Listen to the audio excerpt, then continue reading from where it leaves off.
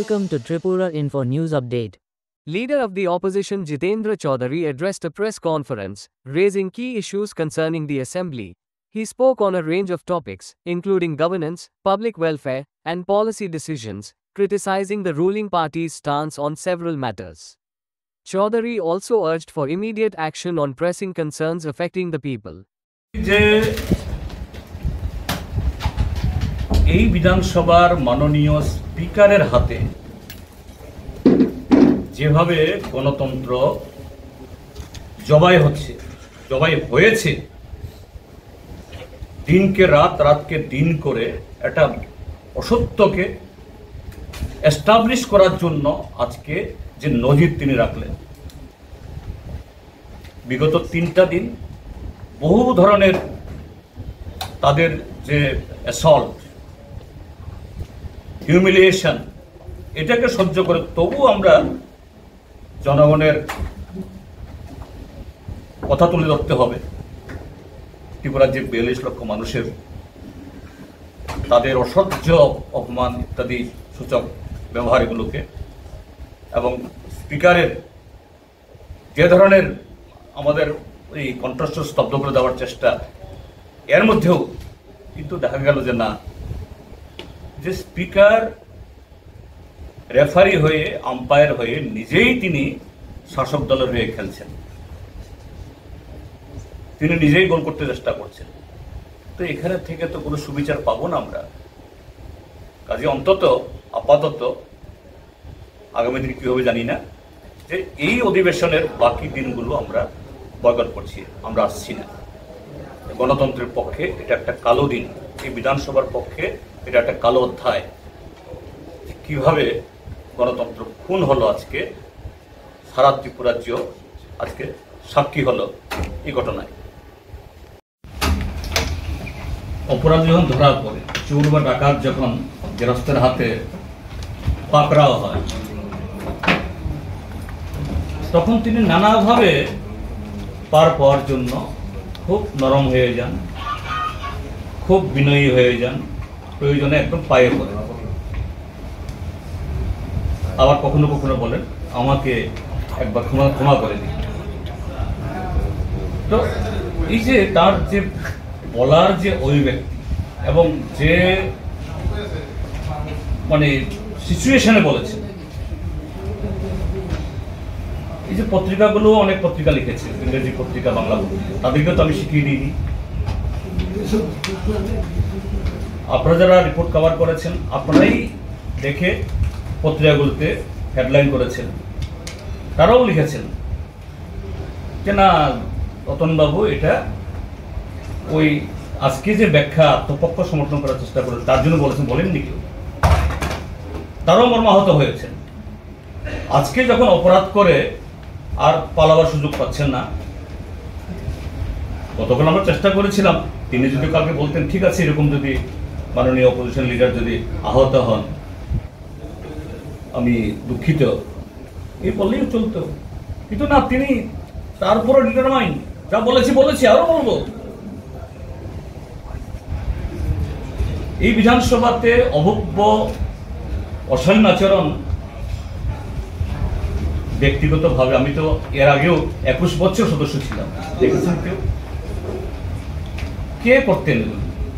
বা এখনো শাসক দলে গিয়ে মন্ত্রী হয়েও যে ধরনের অঙ্গভঙ্গি করেন, আমাদের বেঞ্চের কেউ করে এরকম? সেদিন আমার মাইক বন্ধ করে দেওয়ার কারণে স্বাভাবিক আমার গলার স্বর চলেছে, এইটুকু স্বাভাবিক। কিন্তু আমরা কোনো কাগজ ছুঁড়ে মারিনি, গ্লাস ছুঁড়ে মারিনি, মাইক স্ট্যান্ড ভাঙিনি। এটা হয়েছে এই বিধানসভাতে, জলের বোতল ছুঁড়ে দিয়েছে, কাগজ ছুঁড়ে দিয়েছে, মাইক স্ট্যান্ড ভেঙেছে, চেয়ার তুলে মেরেছে। আমরা করেছি, আমার তো হাতও করিনি। স্পিকার বলতে পারেন অপোজিশন লিডারের, আরে হাউসের মধ্যে লিডারের পরে তো অপোজিশন লিডার। কিন্তু আমরা দেখছি আজকে যেমন শুনলাম, আমি ছিলাম না, মাননীয় এই যে সুদীপ বর্মন বলেছেন চিফ মিনিস্টারকে, এই chief minister leader of the house, তিনি তো ভূমিকা নিতে পারতেন।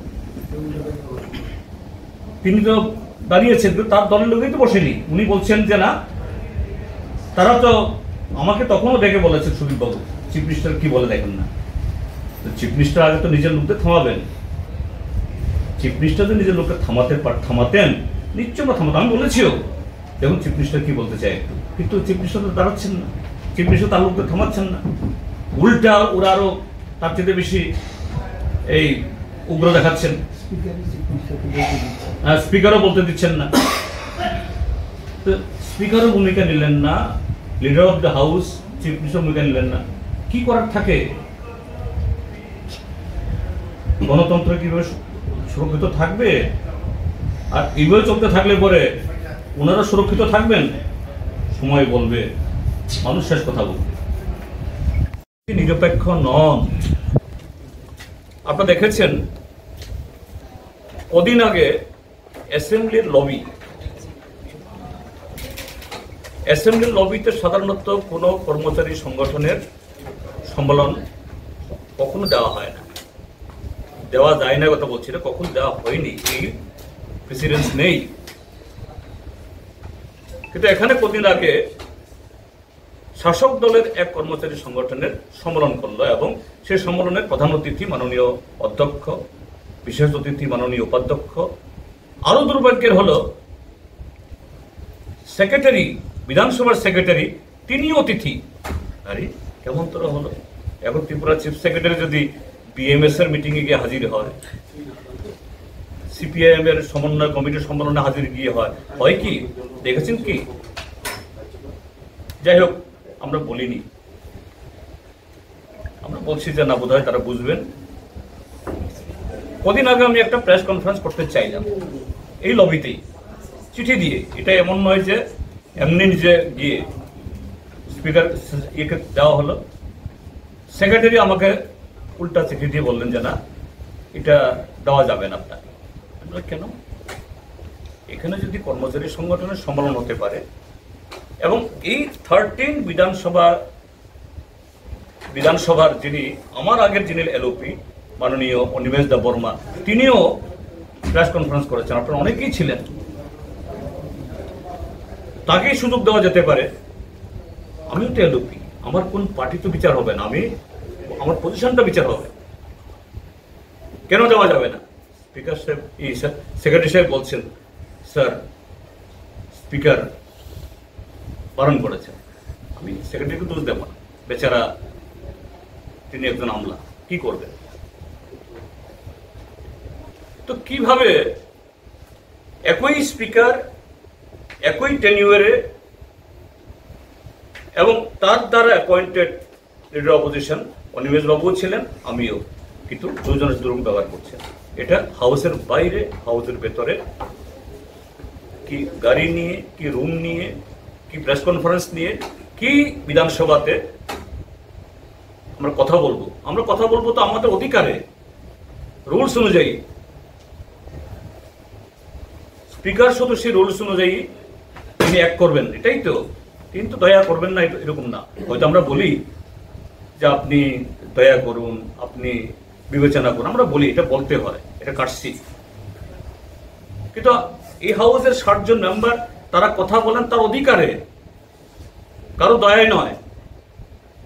কিন্তু আজকে এই স্পিকার তিনি নিজেই রুলস, বিধানসভার, এই পবিত্র বিধানসভার সমস্ত বিধি আজকে লঙ্ঘন করছেন। শাসক দলের হয়ে এইভাবে ওভার টাইম খাটতে গিয়ে এই হলো ঘটনা। Subscribe to Tripura Info and press the bell icon so that you never miss any latest updates and news on Tripura.